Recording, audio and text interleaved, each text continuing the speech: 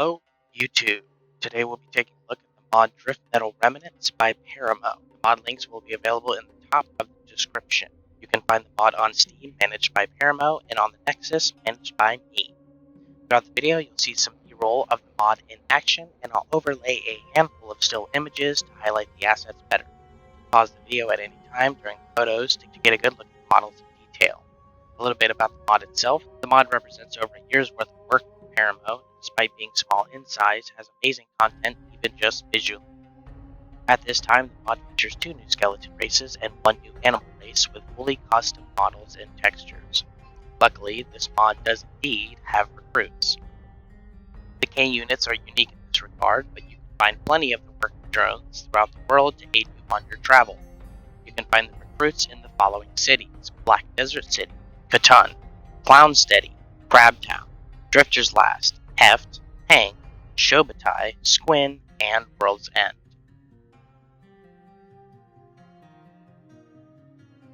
On screen now is the recruitment dialogue for when I was in Mongrel. The dialogue, as you can see, shows that the K unit and the worker drone detect and recognize each other. Following this, I went outside and found the walker. Ran through its dialogue really quickly. The dialogue is set up to require specific quest items in the player inventory that will be explained in the spoiler section at the end of this video. Players can find the walkers and by proxy the technology in Mongrel, World's End, and Black Desert City. As was just stated, and a reminder, you will need to get specific items to recruit walkers.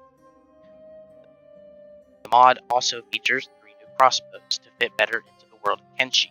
They're not directly comparable to guns, but fit closely alongside the harpoon turrets in that they're pneumatic gas-powered rifles.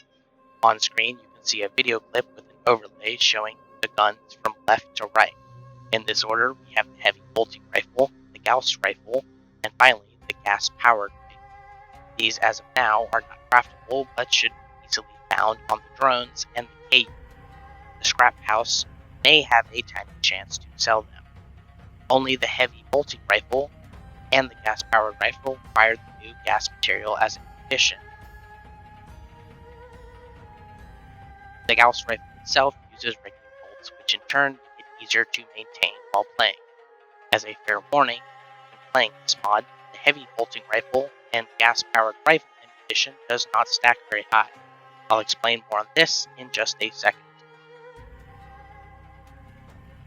The mod also features 3 new backpacks, with 2 variations for a total of 5 new backpacks for the player to use, along with 3 custom animal bags for the new animal type. They're modeled and balanced in such a way that players will likely only want to use them with rifles, as these backpacks do not stack a lot of items or have a very large carrying capacity.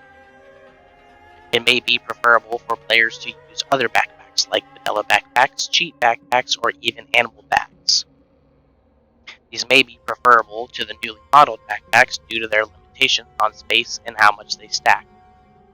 While they do not stack very much, they do, indeed, look cool as hell. As of now, there is only 1 unique armor piece. This is the K unit jacket you've seen throughout the video. On screen now is an image Paramo sent to me just as of today of what he intends the armor to look like in the future. As a side note, the drones and K unit can also wear regular Kenshi vanilla armor. So if the style of the current armor is not fully to your liking, you can equip them as you please with other armor from vanilla or modded.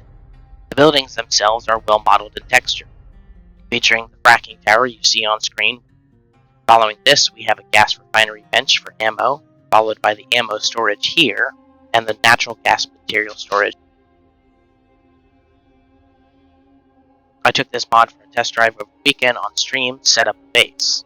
A bit of a mining operation played through a solid portion of the mod. There's a lot to this mod despite it being small in size, featuring some minor world states, a very healthy amount of dialogue, and plenty of items to play with and find throughout the world. This mod really brings a lot to the table when considering to add it to your mod list. The new K units have a lot of detail along the hands and body. The models have a very different and cold, highly futuristic complexion when compared to Kenshi's base skeleton model, which is much dirtier and worn. This you'll already know if you play vanilla, which I'm assuming if you're watching this video, you play Kenshi. The models of the drones are just as unique, covered in a large suit that sticks to the frame underneath. They are very alien looking compared to even the K unit. The textures for the drones come in two colors, the bright orange variant or the black variant. If you're on the Nexus, you can choose which one you want through the included Vortex installer. Or if you're on Steam, you can sub to the variant mod in the description. Couple mod notes before I head off. Players can also research gas extraction at Tech Level 4. Tech Level 4 will also unlock the prosthetics. You do not need the blueprints, and you do not need to find the walkers in order to research these unlocks.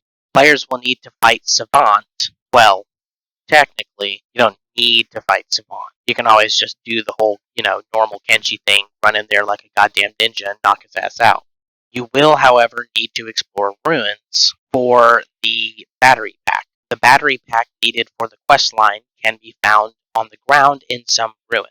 Paramo did an excellent job here, as he added this as a loot spawn and not as a required resident vendor list. This allows multiple of these to spawn throughout the world, meaning you only need one for the quest, and then, of course, after that, you're able to sell all of them off. We'll also need to visit the Spider Factory. If you do not know where the Spider Factory is, it is in the east part of the map near Green Beach. If you guys have any questions, leave them below. Please like, comment, and subscribe. This has been a mod review of Paramo's Driftmetal Remnants.